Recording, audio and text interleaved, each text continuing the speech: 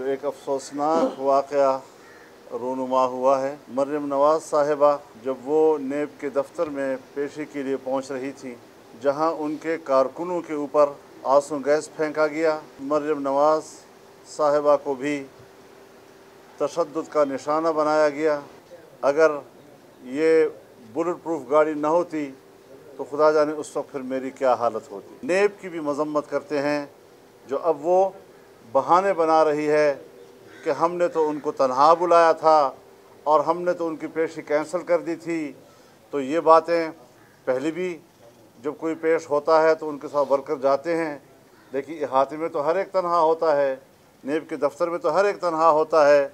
इस किस्म की जो एक बाद वक्त उनका उज़्र है, ये उज़्र लंग है, बदतरज़ गुनाह है और इस किस्म के उज़्र को कबूल नहीं किया जा सकता।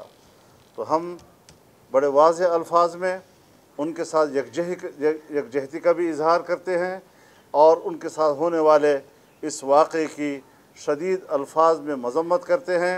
और हम यही कहते हैं कि ये नेब ये इंतकाम के लिए बनाया गया इदारा है, ये एहतसाब के लिए बनाया गया इदारा नहीं है। हुकूमत इस इदारे के ज़रिए से अपोजिशन को दीवार से लगाना चाहती है, लिहाजा हमें एक मज़बूत मौक़िफ़ लेकर इस हवाले से आगे बढ़ना होगा।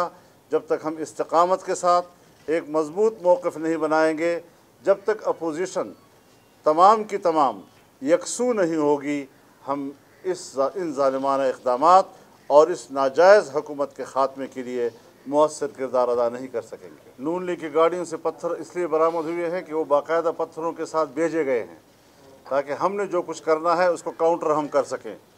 लिहाजा हम उन क़ुव्वतों को भी जानते हैं कि वो इस किस्म की ऐसी शरारतें वो सूझते हैं ऐसे मौके पर कि शैतान भी ऐसे वक्त में शायद ऐसी शरारत न सूझ सके। देखिए, जहाँ तक अपोजिशन का ताल्लुक़ है, हमारे तहफ़्फ़ुज़ात हैं, वो अपनी जगह पर है। आज की प्रेस कॉन्फ्रेंस का मौजू वो नहीं है, लेकिन अपोजिशन की बड़ी जमातों के किरदार पर हमारे तहफ़्फ़ुज़ात हैं।